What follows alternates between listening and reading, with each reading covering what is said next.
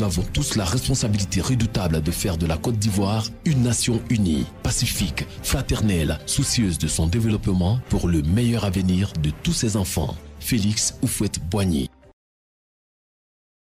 En ce début du mois d'avril, le CIDD et ses partenaires sont heureux de vous retrouver, comme nous l'avons fait tout le mois de mars et les mois antérieurs, retrouver dans le cadre de ce programme d'éducation civique, d'éducation à la citoyenneté.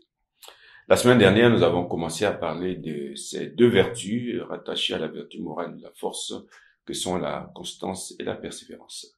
Nous les avons définies. Nous avons évoqué les raisons pour lesquelles ces vertus sont importantes. Nous avons terminé la vidéo de la semaine dernière en nous demandant comment arriver à être constant et persévérant. Et avons indiqué y apporter une réponse dans la vidéo d'aujourd'hui. Et c'est ce que nous allons essayer de faire sans prétention aucune à l'exhaustivité. Alors pour être constant, il faut s'exercer à la patience. En sachant que les grandes décisions ne se réalise pas en un seul jour. Devenir un bon citoyen, pour appliquer cela à ce programme, devenir un bon citoyen nécessite un accomplissement progressif de soi avec l'aide du temps. Personne ne naît bon citoyen, on le devient, mais on le devient progressivement dans l'accomplissement de soi. Pour être constant, il ne faut pas considérer ce que l'on a accompli de bien pour la communauté, ne pas considérer que cela afin de s'y complaire. Parce que souvent on peut dire, ah oui, mais moi, j'ai déjà fait pas mal pour la communauté, je suis un bon citoyen, vous voyez, je fais ceci ou je fais cela, c'est bien. Mais il faut surtout considérer ce qui nous reste à accomplir. Et nous nous rendrons compte que ce qui reste à accomplir pour être un meilleur citoyen est de loin supérieur à ce qu'on a pu déjà réaliser jusqu'à maintenant. La vie en communauté comporte, nous l'avons déjà dit, et nous rappelons chaque jour des défis nouveaux auxquels nous devons faire face pour renforcer la cohésion sociale. C'est ce qui appelle, de la part de chacun de nous, un progrès continu dans notre vie citoyenne. Pour être constant et persévérant, il ne faut pas se lamenter devant ses fautes, devant ses faiblesses et ses défauts, en se disant toujours que rarement le progrès s'inscrit comme une ligne droite toujours ascendante. L'expérience nous apprend plutôt que le progrès est une ligne sinueuse avec ses hauts et ses bas, et que le plus important, ce ne sont pas nos déviations. Le plus important, c'est l'effort que nous consentons à nous remettre promptement sur le droit chemin, ce qui est le chemin de la vertu. Pour être constant et persévérant, il ne faut pas abandonner la tâche à la première difficulté ou par peur du changement. Ça, c'est évident. Et pour être constant et persévérant, il faut pratiquer ce qu'on appelle la loi du toujours plus.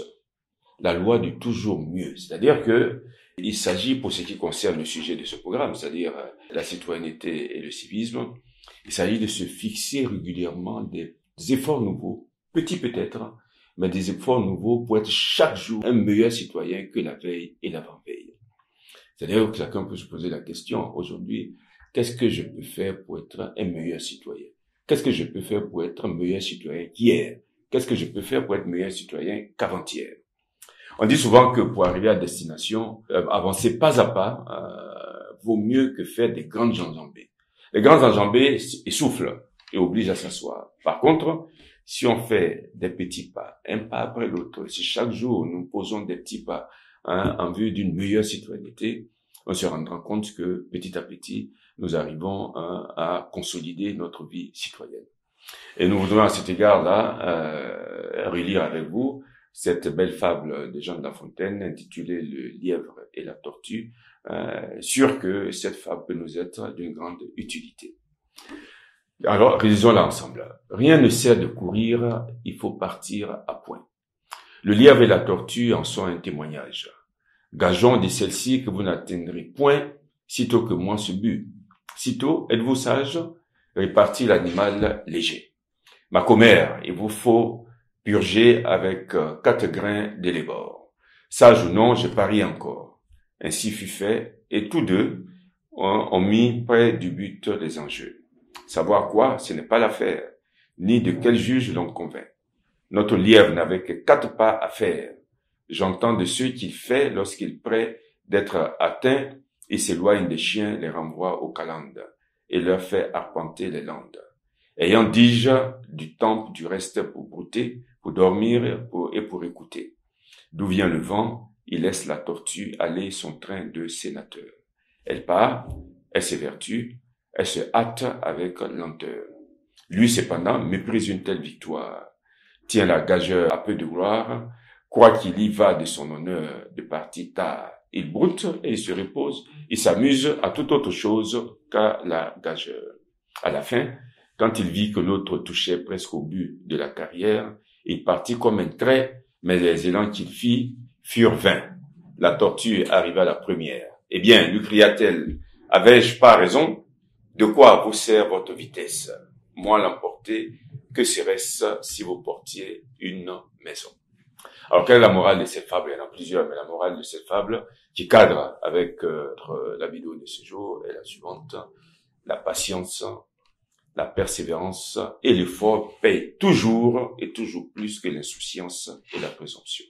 Alors, persévérons tous dans nos obligations citoyennes et comme nous le disons toujours, nous construirons ensemble une société meilleure où il sera à tous agréable de respirer les effluves des parfums agréables de la justice, de la vérité, de la fraternité, de la solidarité et de la